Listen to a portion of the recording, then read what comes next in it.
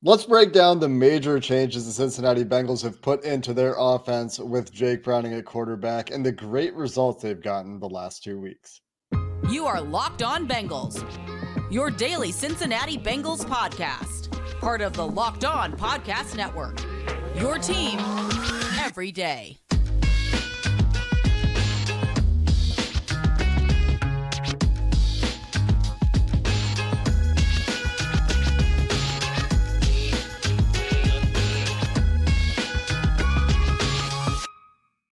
What up, Bengals fans, and welcome to another episode of the Locked On Bengals podcast. I'm your host, Jake Liscow. He's your host, James Rapien. We're part of the Locked On Podcast Network. You can find us on YouTube or anywhere you get your podcasts every day if you want to stay up to date as the Bengals make this playoff push. Playoffs? That's right. We're going to talk about the playoffs later in this episode and get into some of the scenarios. We're also going to talk a lot about what's changed with this offense and reset the conversation around the coaching staff a little bit, where it was in recent weeks, where it is today. Lots to talk about with this team right now. Today's episode brought to you by the Gametime app. You can use promo code LOCKEDONNFL for $20 off your first purchase of tickets. And next time you need them, last minute tickets, lowest price guaranteed. And James, let's start with the evolution of this offense with Jake Browning at quarterback, because I think we all can agree at this point there are significant differences we've seen the last 2 weeks. There are significant changes that have certainly helped him and made this offense as fun to watch as it's been, or put it like this, because come on, let's be honest here. It's been really fun, and people are comparing Joe Burrow and Jake Browning and the offenses and all of those things. They were really, really good before Burrow went down. They had a lead on arguably the top team in the league, and they beat the top. They either beat the top team in the league or had a lead against the top team in the league when Burrow was in. So whatever they were doing was working. And I'm referring to the San Francisco 49ers and then the Baltimore Ravens. But Jake Browning isn't Joe Burrow. And we said that going into the Steelers game, and it took the coaching staff a week. It took Jake Browning a week.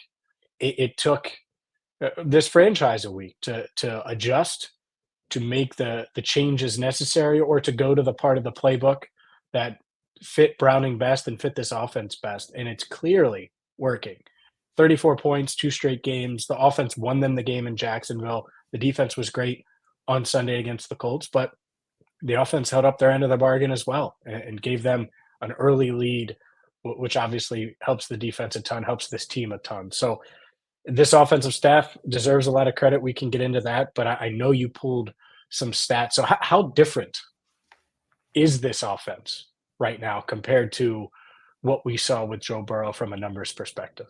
You can pick a stat, a split, and it significantly changed the last 3 weeks and compared to what they were doing with Joe Burrow. The most obvious thing, and we've talked about this, is the dismissal of empty stuff that they love doing with Joe Burrow. The purpose of that, of course, is to flood the coverage with concepts, and Joe Burrow does what he does. He's very good at identifying, this is a concept that I need to read out on this play because this is a coverage I'm getting, and this is a guy that's going to be open. That's what Joe Burrow is very good at. That's why he likes empty so much.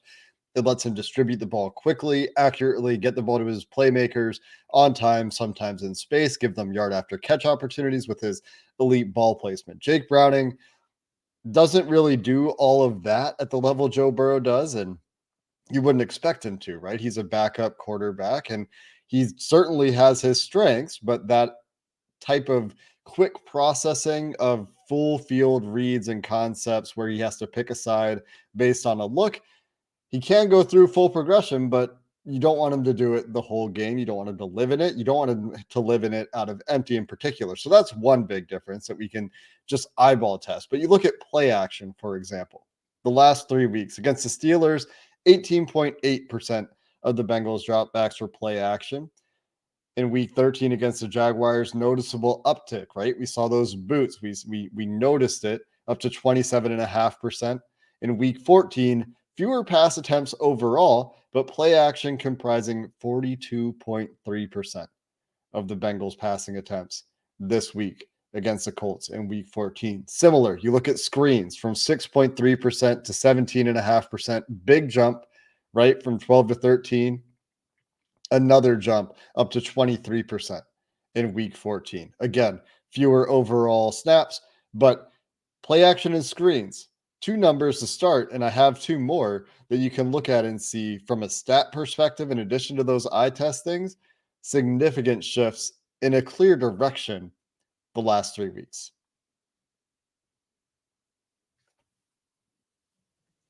And it's interesting because there's a lot of people that have said, all right, well, this offense is completely like rebuilt itself, looks completely different, and it looks different. And those stats back that up. But these are topics, not necessarily the screen game, but the play action stuff. We talked about it this offseason. We have multiple shows going back to OTAs, watching Burrow work under center. Like, I think that it was a goal of theirs to be more diverse and maybe less empty all the time. And part of it, a big part of why they weren't, especially early in the season, I think had to do with that calf injury for Burrow. So to do it now and implement it, I think it makes a ton of sense. Clearly, Browning is comfortable, and you just want to make life easier. And you could go way back if you want to go to the Mark Sanchez versus the Bengals 2009 playoff game at Paycor, where Wow. awful game. I hated it. Right, it broke my heart at the time. But they made life easier on Mark Sanchez. That's why he made it to back-to-back AFC title games. Really good defense, running the ball, play action, easy decisions, make a couple big throws each game. And this Bengals coaching staff, they've shown that they can do that with Browning, and Browning has shown that he's capable of making some big throws that are necessary, plays in important moments and key spots. And so thus far, it feels pretty sustainable. I don't know if the numbers will stay there, right? Like the screen passes, I don't think they're going to average, one screen per game that goes for 39 or more yards, which is the case over the past 3 games, going back to the Pittsburgh game. I think that's unrealistic. But they've found ways to get the ball to their playmakers in space and to make Browning's life easier. And he should only get more and more comfortable, not less comfortable. So it's great that they've had that to lean on. Yeah, the screen game in particular is something that I think is very matchup specific. They have these defenses the last couple of weeks that are sending guys upfield. They're very aggressive on the defensive line. The defenses will be different going forward. For example, Gus Bradley blitzed maybe like 2 times the entire game. He doesn't blitz. Flores defense coming up, Minnesota, gonna blitz the heck out of Jake Browning next week. So there will be some differences in that way. And blitzing, hey, you can catch the blitz with the screen at the right time. You're going to have a big gain off it. Just for reference, the last couple of weeks, the play action rates 27.5%, 42% this week. Screen rate 17.5%, 23%. With Joe Burrow, the play action rate this season was 20.6%. So we're a little bit higher the last couple of weeks with Jake Browning, to a lot higher this week with Jake Browning. Screen rate with Burrow at quarterback was 12.5%. And I think the biggest thing in the screen game is they've been much more effective with the screens. They're not necessarily running them a ton more, although this week they did. There's a little bit of an uptick in usage of screens and a big uptick in effectiveness of the screen game the last 2 weeks. And I said I have 2 more numbers, and some of this is going to lead to a conversation about where we are on this coaching staff and their ability to adapt, as I think they've proven that yet again, they do in fact have that capability. They have that flexibility in their toolkit. So we will continue the conversation on this offense coming up next. Today's episode of Locked On Bengals, sponsored by Gametime. Who knows that with this playoff stretch getting exciting for the Bengals, their last few games of the season, a few more home games out there, you shouldn't have to worry when you're buying tickets. It should be easy. It should be fast. You should have peace of mind. You should have great deals. And Gametime incorporates all of that into the app, including views from your seat, which is a feature that I love when I'm buying tickets. They've got last minute tickets, flash deals, zone deals, a lowest price guarantee, and all of these things make the Gametime app the best way to buy tickets whenever you need to. Download the Gametime app today, create an account, use code LOCKEDONNFL. You'll get $20 off your first purchase. $20 off tickets to the next Bengals game you want to attend if it's the first time you're using the app, for example. Terms apply.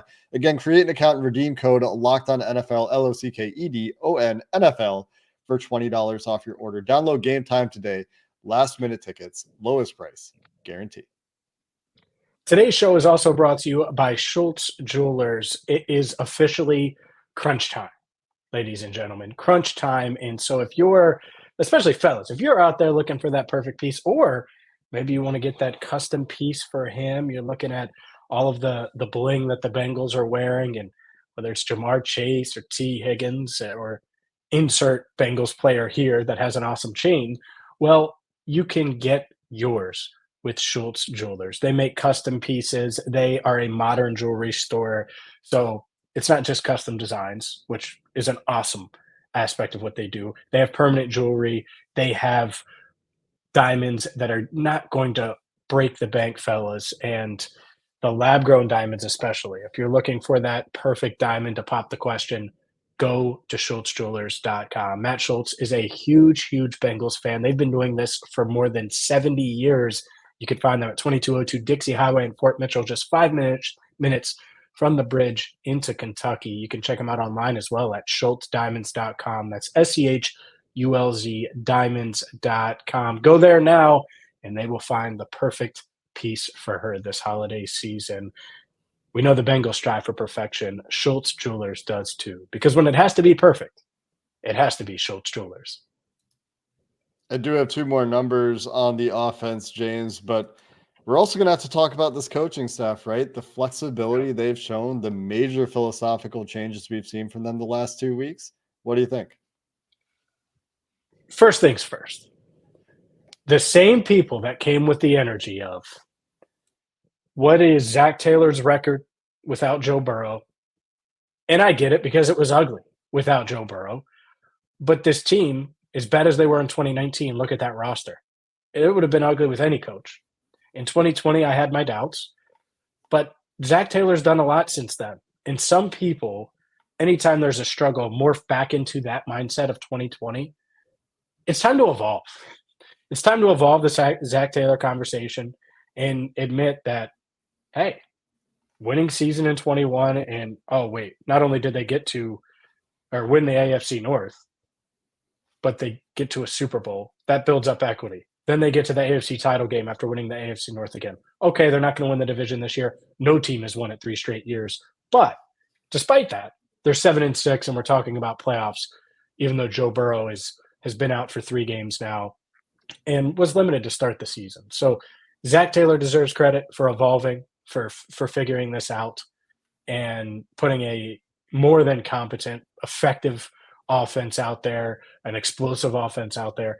And Brian Callahan took a lot of heat too, and he deserves credit. And so does Frank Pollock, because Frank Pollock it felt like from a fan base standpoint, scapegoat was what everyone was pointing at and looking at. Well, if you want to point out how he's the run game coordinator when the run game stinks and they really struggle to run the ball 8 times for 16 yards against the Steelers, let's point it out now, because the past 2 weeks the offense has ran through the running backs and a lot of it, and has produced a bunch of explosive plays, and is a big reason why the offense has scored 30-plus points in each of the past two games. So I'm not saying it's perfect. I'm not saying they're going to be great on Saturday against the Vikings. Hell, I'm no fortune teller. What I can tell you is that there are people that just jump off the moment it gets ugly for a second, and then I don't think they give proper credit. And that's fine if you want to jump off and be critical. I'm not even debating that. That's not really the point. The point is now they're coaching their asses off, and they deserve credit. And this offensive staff, I should mention Dan Pitcher too, because they're doing a great job. It's been effective. Jake seems comfortable. This offense is working. Joe Mixon has been as effective as he's been all season. Like, wherever you look, it makes a ton of sense, and it's working. So coaching staff top to bottom deserves a ton of credit on the offensive side for figuring this out without Joe Burrow. Yeah, you take it where you can get it in the last couple of weeks against some defenses that aren't necessarily world beaters, and it will be a little bit harder down the stretch. They play 3 very, very good defenses. In their last few games of the season, finishing with Steelers, Chiefs, Browns. Those are three of the better defenses in the AFC, if not the best defense in the league of the Browns, which they have been really for the entire year. So they have their work cut out for them. And we might be revisiting this again in a few weeks if they can't figure out some answers against those good defenses as well. But they do deserve credit, I think, for being adaptable. And this is what I was talking about earlier this year when I said they figured it out. And they have. They have a track record, a consistent track record of at this point of figuring it out. Sometimes it's frustrating because they've had these slow starts and it's like, why is it taking so long? Why can't they figure this out at the start of the season? Why are they getting off to these slow starts and digging themselves these holes? This year, I think a lot of it was to do with Joe Burrow's calf. And I think that we would have seen way more of this play action game earlier this year and probably more of the boot game as well, as Joe Burrow specifically worked on his athleticism and being on the move and throwing on the run this offseason to prepare for this NFL season. I think we would have seen a lot of this stuff if not for that calf injury. So the early season grade is around them not adapting properly. Maybe they should have played Jake Browning. I don't know. We'll never know. That's like hindsight analysis that I don't really think is worth the time. But they should get consistent credit for their track record of figuring things out over the course of the season, making changes, being adaptable, and finding the right buttons to push, whether that's taking the stress off the offensive line, going from a team that was about league average in true pass sets to the last 3 weeks being 35.5, 26%, and 29% in true pass sets, meaning those are the ones that aren't quick game, play action, boot, RPO, where they'd have to sit there and just block a straight drop back. They're not doing that as much anymore with Jake Browning as they did with Joe Burrow. They're taking the stress off the offensive line. They found ways to do that. They've shown that they have that kind of offense in their repertoire. And maybe overall, it's like a 25% different offense. I don't think it's like this night and day, entirely different offense they're running with Jake Browning, but that change is enough for it to be very effective. And I think to give them something to consider when Joe Burrow returns in the future too. No doubt. I think that there are certainly pieces that will translate that they'll use with Burrow. I'm going to go down the hindsight path because I know people will. I just want to address this and be very, very clear of how I stand. There is not a world where anybody would have played Jake Browning going into that Cleveland game because everyone thought Burrow was close to 100%. Everybody, including Joe. All right. Then in the Baltimore game, still good to go. He played really well in the second half before re-injuring it. Season on the line, 8 days later, played pretty well against the Rams, and they won. And then you had the awful outing against Tennessee. No doubt about it, but are you benching him after the Rams win? Probably not. You didn't know it was going to look like that against Tennessee. And then that's when the win streak got rolling, and they got rolling as a team, starting in Arizona. So there was never really, unless you would have said he wasn't healthy going into the season, which no one thought. No one thought he was at 60% or whatever you want to say going into the year. Then I think that the hindsight is what it is. And people will go back and say, oh, well, you should have. Nah, they shouldn't have. Because it would have taken, the other part is, it would have taken Browning a few weeks to get comfortable. It would have taken this offense a few weeks to adjust. And then what? So I think they made the right call there, even though people might go back and say otherwise. That said, yeah, it's clearly working.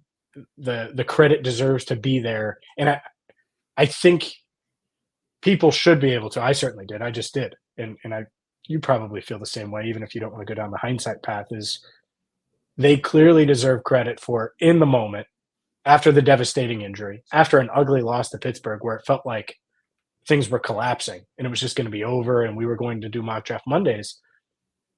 Within a week, flipping the script, and now they're 7-6 after being 5-6. And in a 12-day span, Jake, if they can handle business against Minnesota, which isn't going to be easy, but if they can handle business against Minnesota, you win 3 games in 12 days. That's insane. And yet it's what the Bengals have a chance to do with Jake Browning on Saturday. That's right.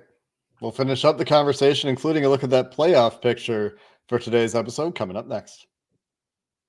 Today's show is brought to you by DoorDash. DoorDash, Well, it's my go-to. The weather is really, really cold out right now. It's like mid-30s in the afternoon. That's the high. I hate it. I'm not going to lie to you. I'm a Cincinnati native, lived here for essentially my entire life. Don't love the cold.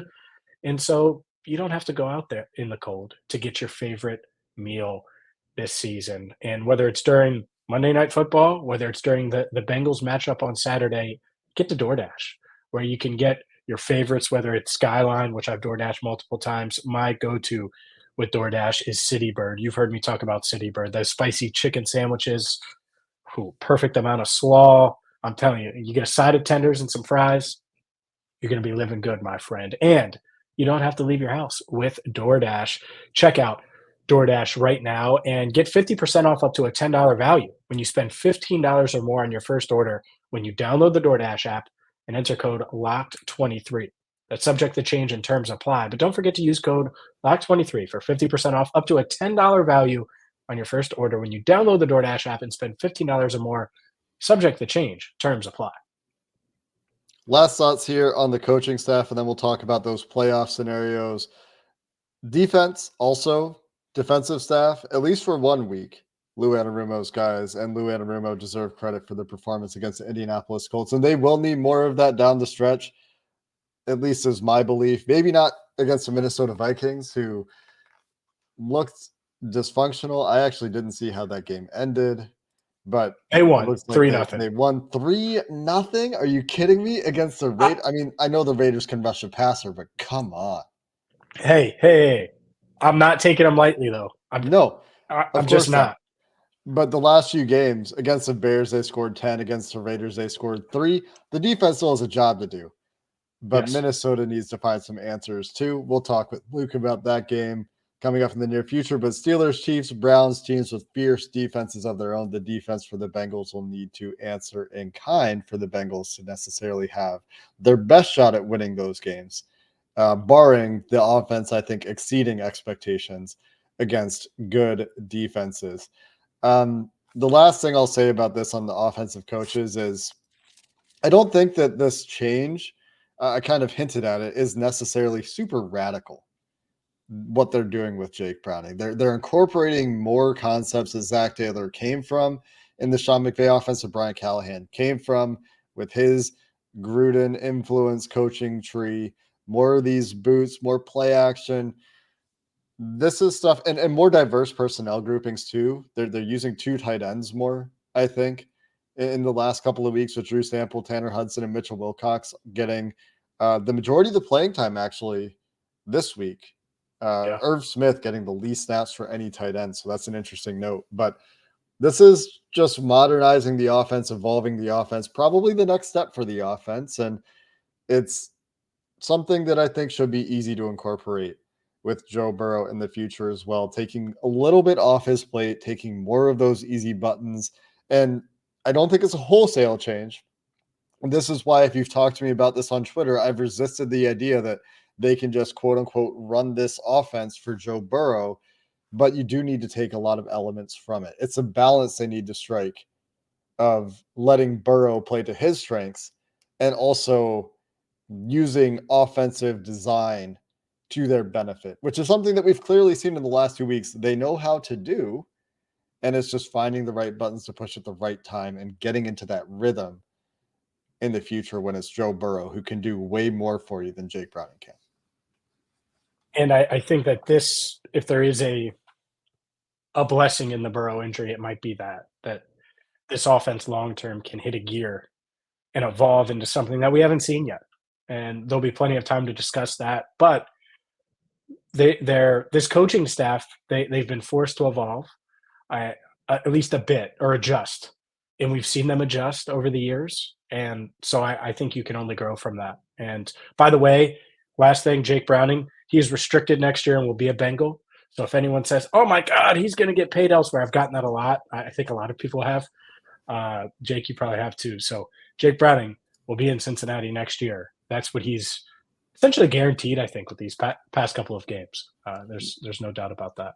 Not only is he restricted, he's an exclusive rights free agent, which means that unless the Bengals go out and decide to reward him with a multi-year contract and pay him, which would be a little bit surprising considering their control.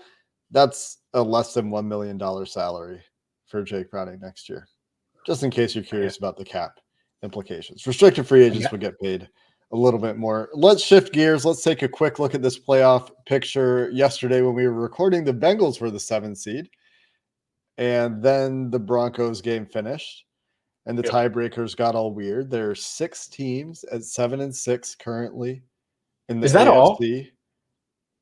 From the 6th seed in the playoffs all the way down to the Buffalo Bills, who, after beating the Kansas City Chiefs, are rewarded with the 11th spot in the playoff rankings, which is actually just one behind the Bengals.